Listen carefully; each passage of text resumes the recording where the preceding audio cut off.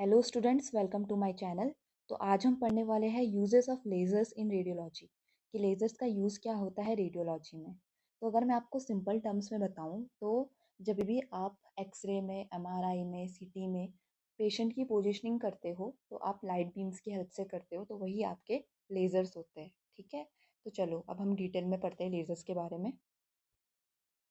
So, lasers are visible light beams used to guide precise position of patients during stimulation and treatment. तो lasers क्या है? आपकी visible light beams है। ठीक है, वो लाइट बीम्स जो कि विजिबल है और जो हमको पेशेंट्स की पोजीशनिंग में हेल्प करती है। ठीक है, second point is they ensure accuracy. अब ये क्या करती है? एक्यूरेसी इंश्योर करती है, मतलब एक्यूरेट पोजीशनिंग में हेल्प करती है पेशेंट की। Next is precise treatment delivery. अब ये क्या करेगी? आप जब पोजीशनिंग कर रहे हो पेशेंट की तो प्रिसाइज डोज डिलीवरी में हेल्प करेगी। ठीक है, next is increase efficiency. Efficiency बढ़ाती है पोजीशनिंग की। Patient safety and comfort. ठीक है, जिसके कारण पेशेंट की सेफ्टी और कंफर्ट को भी लेजर्स क्या करते हैं? इंश्योर करते हैं। ठीक है, सो नेक्स्ट देखते हैं टाइप्स ऑफ लेजर्स। तो बेसिकली तीन टाइप्स के हमारे पास लेजर्स होते हैं। ठीक है, तो first one is red lasers. Red lasers आपकी पेशेंट पोजिशनिंग में हेल्प करते हैं। Second one is green lasers. Green lasers आपकी दो चीज़ों में हेल्प करते हैं, एक तो मार्किंग में और एक लोकलाइजेशन में। And third one is blue lasers. Blue lasers क्या करते हैं? सरफेस गाइडेंस में हेल्प करते हैं और मॉनिटरिंग में हेल्प करते हैं। तो ये इनके क्या हो गए? रोल्स हो गए। ठीक है, तो तीन लेजर्स बताए मैंने, red lasers, green lasers and blue lasers. ठीक है, अगला देखते हैं एप्लीकेशंस ऑफ लेजर्स। अब लेजर्स की एप्लीकेशंस क्या है? तो सबसे पहले लेजर्स यूज़ होते हैं रेडियोथेरेपी में। ठीक है, किस में यूज़ होते हैं? रेडियोथेरेपी में यूज़ होते हैं लेजर्स। तो lasers in radiotherapy are primarily used for patient positioning. तो किस में करे यूज़ होंगे? पेशेंट पोजिशनिंग में यूज़ होंगे रेडियोथेरेपी में। Next is ensure accurate and reproducible treatment delivery. तो लेजर्स आपके इंश्योर करेंगे कि जो ट्रीटमेंट डिलीवरी में डोज यूज़ हो रही है वो एक्यूरेट हो। ठीक है, और जो हम पोजिशनिंग कर रहे हैं वो रिप्रोड्यूसिबल हो। ठीक है, मतलब जैसे अगर पोजिशनिंग एक बार ख़राब हो गई तो हम उस पोजिशनिंग को वापस दोबारा कर सकते हैं। ठीक है, तो इसमें भी लेजर्स आपकी हेल्प करते हैं। Improve treatment delivery for high precision techniques like IMRT। ठीक है, उसके बाद लेजर्स क्या करती है?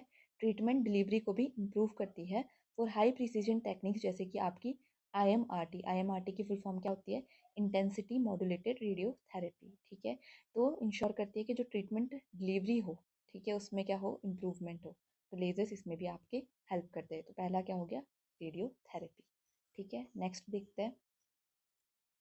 Next is proton therapy. अब प्रोटोन थेरेपी में लेजर्स कैसे हेल्प करते हैं? सबसे पहले लेजर्स हेल्प करते हैं by patient positioning and alignment. Same patient की पोजिशनिंग में और पेशेंट को अलाइन करने में। ठीक है, next is support image guided positioning system. ठीक है, जो भी आपके एक्सरेज है, कोन बीम सिटी है, उसमें क्या कर रही है? सपोर्ट प्रोवाइड कर रही है लेजर्स। उसके कारण आप क्या कर सकोगे? पोजिशनिंग कर सकोगे।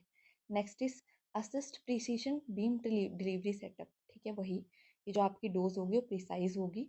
ठीक है, जिसके कारण पेशेंट को एक्स्ट्रा डोज नहीं लगेगी, जितनी डोज रिक्वायर्ड है उतनी ही डोज लगेगी लेजर्स की हेल्प से। तो सेकंड वन क्या हो गया आपका? प्रोटोन थेरेपी में भी लेजर्स हेल्प कर रहे हैं। अगला देखते हैं स्टीरियोटैक्टिक रेडियो सर्जरी। अब देखो, इसका नाम तो स्टीरियोटैक्टिक रेडियो सर्जरी है, बट ये नॉन सर्जिकल होती है, जिसके कारण हम ट्यूमर्स को ट्रीट करते हैं।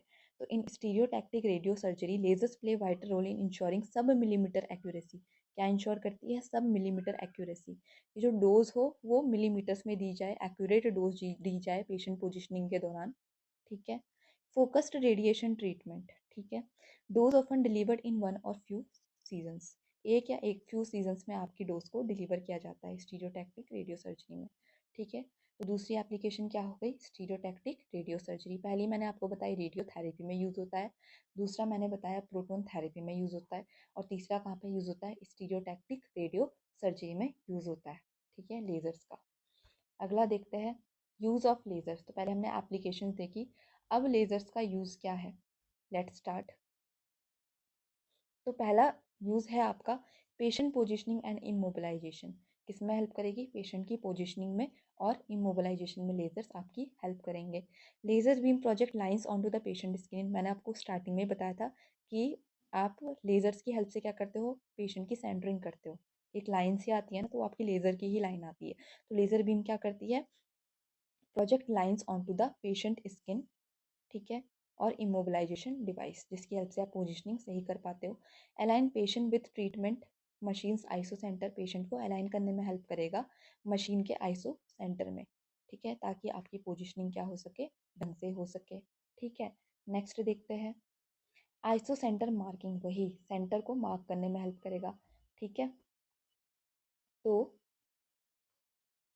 Helps to mark reference point on the patient skin, patient skin में अगर आप रेफरेंस पॉइंट मार्क करोगे तभी तो आप पेशेंट की सेंटरिंग कर पाओगे, पेशेंट की पोजिशनिंग कर पाओगे। तो लेजर्स क्या करते हैं, they will help to mark reference point on the patient in skin, ठीक है। Next, ensures daily reproducibility and accurate targeting of radiation beams, obviously radiation beam की एक्यूरेट टारगेटिंग में भी लेजर्स क्या करेंगे, हेल्प करेंगे, ठीक है। अगला देखते हैं सरफेस गाइडेंस। अब लेज़र्स किस में हेल्प करते हैं, आपके सरफेस गाइडेंस में। हमारे पास होती है सरफेस गाइडेंस रेडिएशन थेरेपी, जिसमें हम क्या करते हैं, यूज़ करते हैं एडवांस कैमरा सिस्टम्स, क्या यूज़ करते हैं, advance camera systems to monitor patient skin surface, ताकि हम पेशेंट के स्किन सरफेस को क्या कर सके, मॉनिटर कर सके इन 3D रियल टाइम, ठीक है। तो जो आपकी सरफेस गाइडेड रेडिएशन थेरेपी है वो आपको 3D इमेजेस भी देती है पेशेंट की। तो लेजर्स इसमें भी हेल्प करते हैं, मॉनिटरिंग में हेल्प करते हैं आपको, ठीक है। Lasers play a supporting role in initial alignment and integration with surface tracking systems. तो लेजर्स क्या करते हैं, सपोर्टिंग रोल प्रोवाइड करते हैं अलाइनमेंट में और इंटीग्रेशन में विद जो भी आपके सरफेस ट्रैकिंग सिस्टम्स है। तो तीसरा क्या हो गया आपका, सरफेस गाइडेंस में भी लेजर्स हेल्प करते हैं, ठीक है। अब अगला देखते हैं मॉनिटरिंग।